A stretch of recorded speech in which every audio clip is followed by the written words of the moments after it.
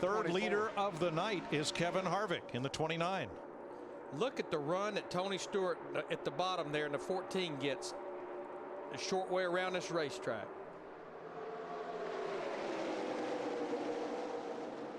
And the Biff pops into second place behind Harvick. For a moment. I really think what's trying to set up here, though, is those two Hendrick cars. Whoa, man, who was that just took off up the hill? It was at the 9-car Casey Kane. He did, and that made everybody behind him have to jump out of the throttle. These babies are all over. They're getting looser and looser as we go near the end of this run. Dick? Well, Casey Kane said the nose of his car is bouncing off the racetrack. He's hitting the splitter that makes it hard to handle. And that's just how the handle goes on these cars. That was a car that was running up near the front, racing with he and Carl Edwards. Looked like they had the two best cars. All of a sudden, where are they now? Denny Hamlin looked to the inside on Vickers. No room there. Hamlin in the 11. But Harvick now holding the bottom groove, and he's got Stewart in tow. You think they'll work together for a while? Until this thing gets down near the end. But what I see on that front row there with Harvick in the 29, Biffle in the 16, two guys hungry to win a race. They went winless in 2009. Matt. Mike, when Harvick was on the outside of Stewart's spotter, Bob Jeffrey, said, I believe the 29 would love to be on the bottom. And then when he had the chance to get down, Billy O'Day, Harvick's spotter, said, no, stay on the outside. That lane is moving better at this point. That's exactly what he did. Finally, when things shuffled out, then he said, clear, get to the bottom. Getting to the back is Kenny Schrader. He's got a one-race ride in the Red Bull number 82. Was up there right in the midst of it, got caught in the middle and loses some spots. I think the old hound dog smells some trouble. Oh, boy, look at Montoya. He got Edwards bad loose. I think he actually got into the back of him. That bottled up everybody right there. That was almost it. I'm telling you. Oh, Kenny Schrader, he's a pretty shrewd old dude. Yep. He sees what's going on up here. That may allow a 5-car breakaway at least for a moment or two. Harvick, Biffle, Stewart, Gordon, Johnson at the front. Nope. With this bigger restrictor plate and the new aero package, the field comes right back to them. Watch the 99. Here comes Montoya in the white car right up behind him. Going to get a little bump right here. He's going to get a run underneath him and going to make a little bit of contact. Doesn't take much. Boy, it wasn't much at all. And that backed everybody up there just for a second. Kind of wadded them up, but they sorted it out, and no harm, no foul. Krista, how's Carl Edwards 99? Well, he's just, if this is a dance, Mike, right now he is definitely, I guess you would say, doing the bump. He is just getting shuffled out of position. Jason Adleski, his spotter, said, don't give up the middle right before he got shuffled out to the outside. In the middle, I tell you, everybody I talked to said, you get in the middle, it's like death-defying to be there. Carl Edwards led all those laps and now finds himself in 16th place. Yeah, he's drifted to the back. Just that's what happens when you got a car that gets up front and it can run, and you get shuffled to the back. He may work his way back, but it'd be doubtful. With 24 laps left. That's a lot of time.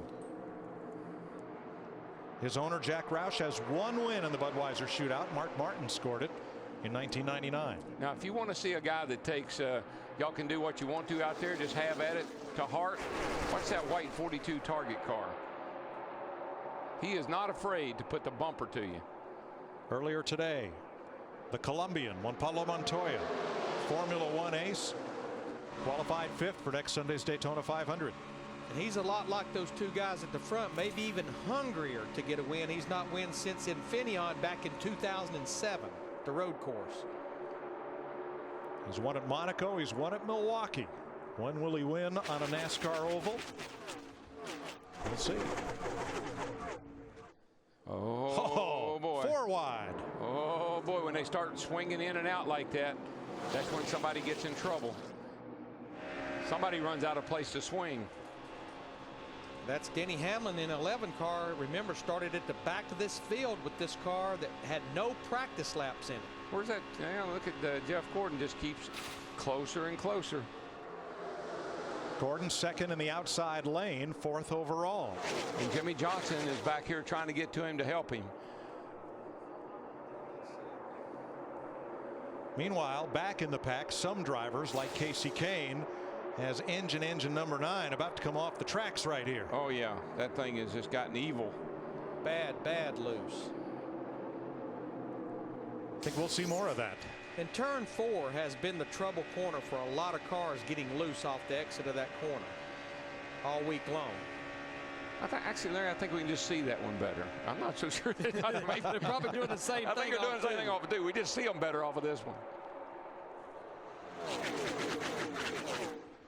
Pretty fascinating that one car can get out front, kind of control the pace, keep everybody at bay. Edwards did it forever. Comes Denny Hamlin in 11 car, shoots to the high side. He cut out in front of Greg Biffle. See if he can get a push from the 16 to catch up to Kevin Harvick here. I'll tell you what, that thing is coming now. Got up on that outside, got a lot of momentum down the back. If he can get a little help here.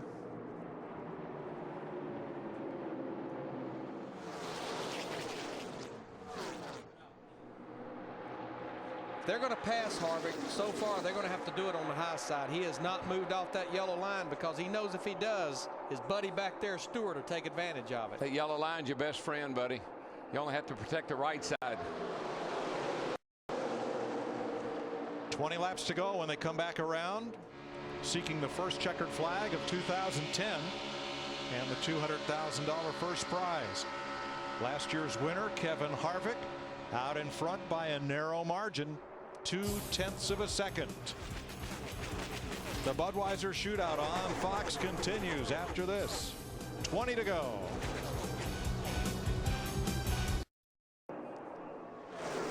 Kevin Harvick, Tony Stewart, Brian Vickers continue to lead with 16 laps to go.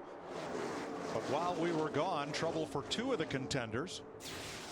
Watch the 99 of Carl Edwards, the green car, on the outside of Jimmy Johnson. Boy, that's a big move by Carl. He thought he was going to be able to swing all the way to the bottom and get by the 48.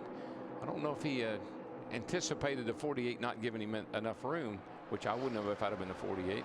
And then Mark Martin's car stopped running. Still 3. The car just shut down on him. Got one more coming inside. Good.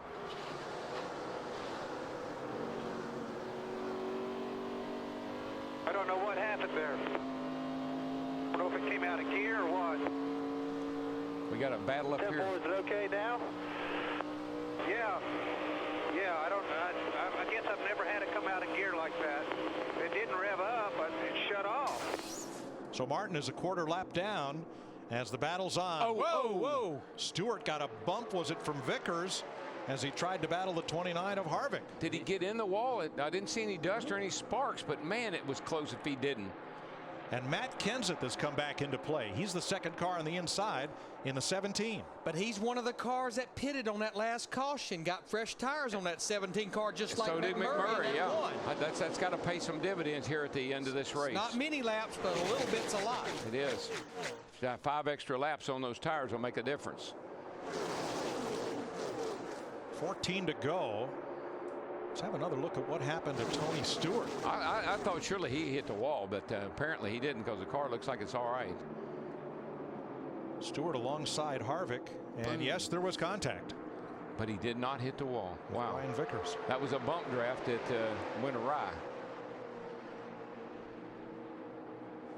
He did hit it with the right rear, but I think where he hit it, it hadn't hurt anything. He kissed it. Just slapped it. He just get a little kiss on it. But now remember, during the offseason, NASCAR told the drivers, you monitor and control the bump draft. We're out of it. Hamlin, Edwards, Montoya 3 wide. This could be big.